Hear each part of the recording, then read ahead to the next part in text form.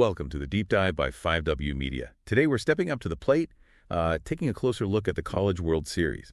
It's an event that, well, for many people, it's just the peak of amateur sports. Right. Rivals the pros even sometimes in excitement. Absolutely. The drama, the moments, they stick with you. Exactly. So Yeah. we've gathered some great history, insights into the champions, the stories. Our goal today, really get into what makes this tournament, so special. Go beyond just the scores. Right. It's more than just baseball. It's got deep roots, this legacy of just incredible performances. We're going to dig into some of those key moments, try to understand, the impact they had. When you think CWS, you immediately think Omaha, Nebraska. They seem, wow, inseparable. Feels like Yeah. it was always there.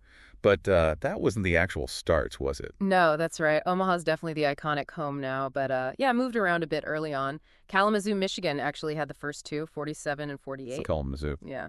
Then Wichita, Kansas for 1 year, 1949. And then Omaha came in 1950. Right, 1950.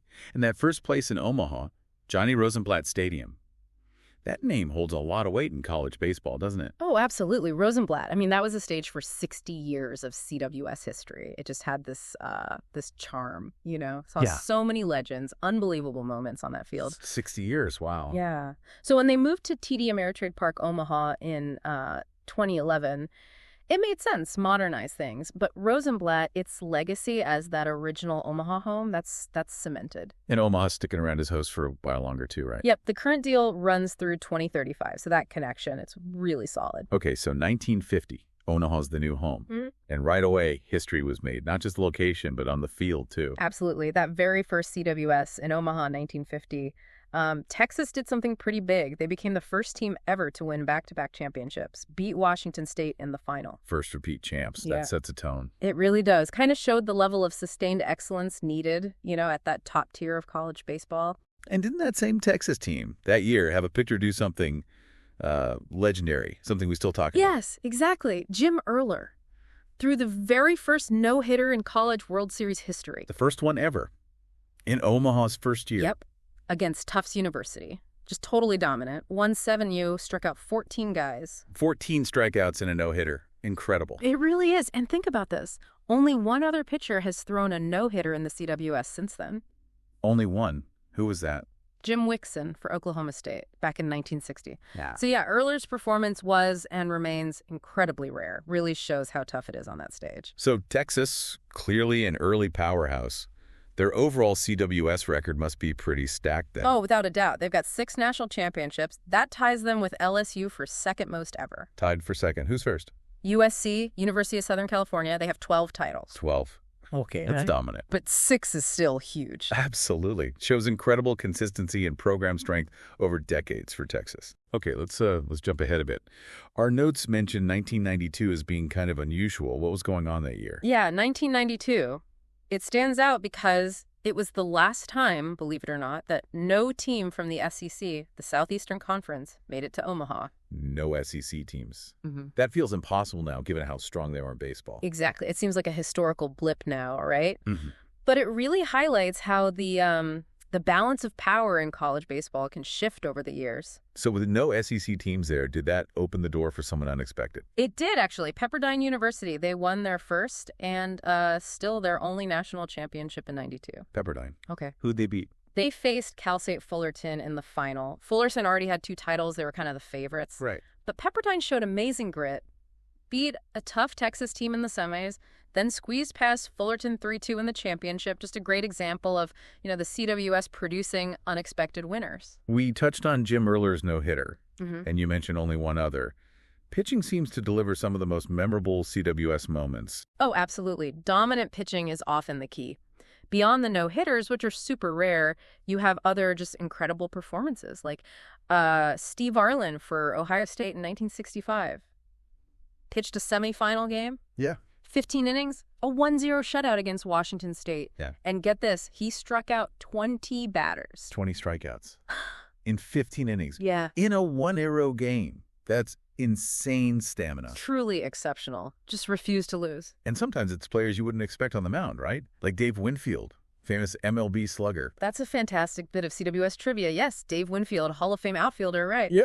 Well, in the 1973 College World Series, playing for Minnesota, he was named the most outstanding player as a pitcher. No way. As a pitcher. Yep. Struck out 29 batters in just 2 starts. Had 14 Ks in a win over Oklahoma. Just shows what an incredible athlete he was all around. Wow. And you said earlier only 3 pitchers ever have thrown 2 complete game shutouts in CWS history. That's right. Only 3. It just emphasizes how difficult it is to dominate like that multiple times in Omaha. The CWS isn't just about dominance, though. It's same as for, well, heartbreak, too. Yeah. That 2018 final, Arkansas versus Oregon State. Yeah. That one still stings for Razorback fans, I bet. Oh, absolutely. That's one they'll be replaying probably forever. Arkansas was literally 1 strike away. 1 strike from their first title. Exactly. Leading 3-2, 9th inning, game 2. Foul pop-up, drifts towards the stands. Looks like the final out. Jaw dropped. Just dropped. Gave Oregon State new life.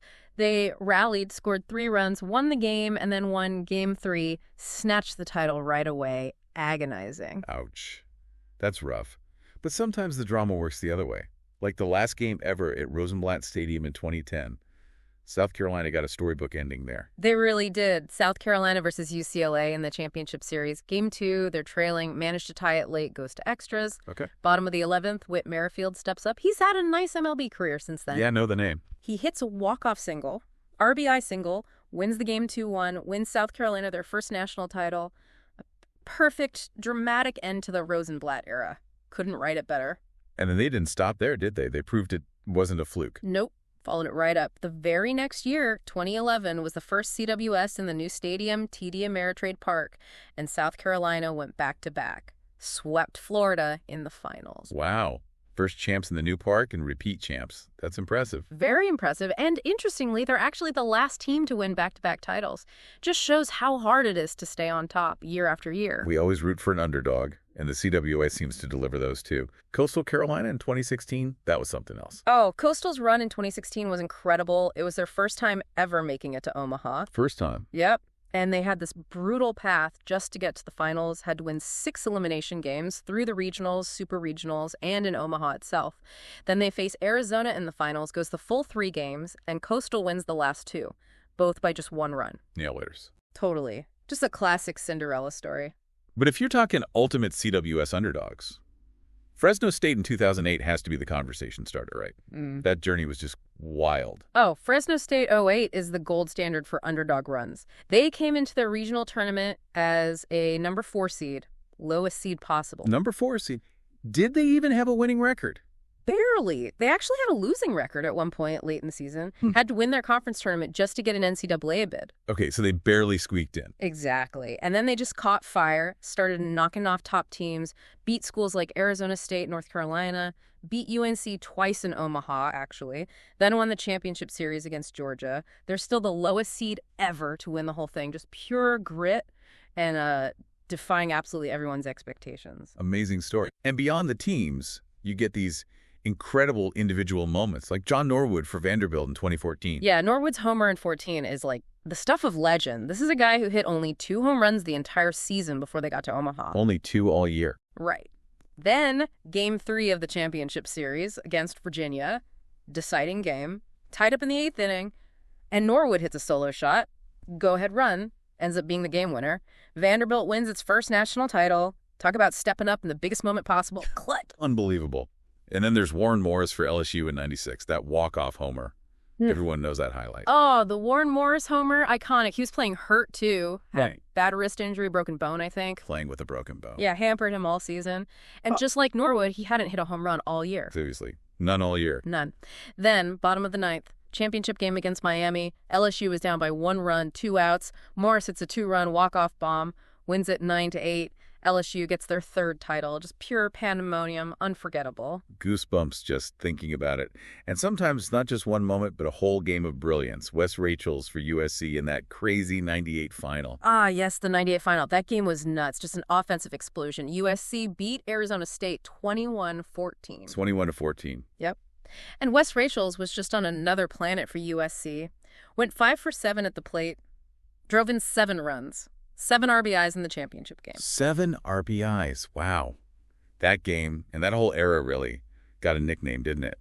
Gorilla ball. That's right, gorilla ball, because the offense was just, King Kong-sized. 1998 CWS saw insane offensive numbers. A lot of it was down to the aluminum bats they were using then, really juiced bats, plus the designated hitter rule was in effect. So high scores were common. Very common. Tons of home runs. Offensive records were just shattering left and right. It was definitely a different brand of baseball for a while there. And eventually the NCAA stepped in to kind of rein that in, right? They did, yeah. It got a little out of hand. So they put stricter limits on the bat manufacturers, tried to deaden the bats a bit.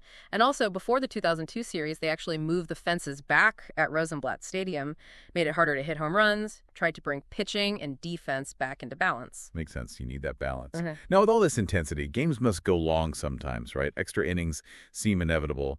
Oh, definitely. When everything's on the line, teams just battle. Lots of extra inning games in CWS history. The longest championship game ever was way back in 1970. USC and Florida State went 15 innings. 15 innings for the title. USC finally won it, 2-1. Grueling stuff.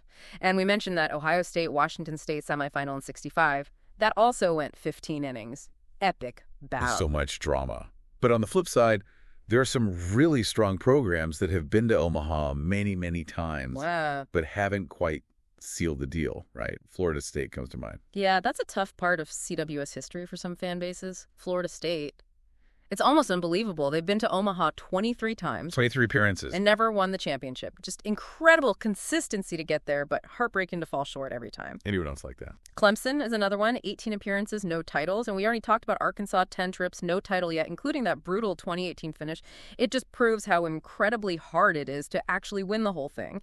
Making it to Omaha is one thing. Winning it is another beast entirely. It really is. Yeah. And what about teams that come in just dominating? Like ridiculously good regular season records. Does that usually guarantee success in Omaha? You'd think so, but not always. It's interesting. We've seen teams roll into Omaha with amazing winning percentages, looking unbeatable. Penn State back in '57 was a perfect 19-0 entering the CWS, finished runner-up. Arizona State in '72 was 64-6, lost the final game. Wow, 64-6 and didn't win. Nope. It just shows, the CWS is a different animal, the pressure, the stage. Past records don't guarantee anything once you get to Omaha. It's truly unpredictable. It really sounds like it. Just a unique event, the history, the big moments, the underdog stories, the heartbreak. You can see why it grabs people, why it's considered such a special part of American sports. Totally agree. It just consistently delivers, showcases incredible talent, passion. It makes college baseball really compelling to watch. If you like what you are hearing from us, please subscribe. Also, if you would like and share this video, it helps us tremendously. It means so much to us. Please also leave a comment. We want to know what you think and value ideas you might have for future podcasts. Thanks for tuning in.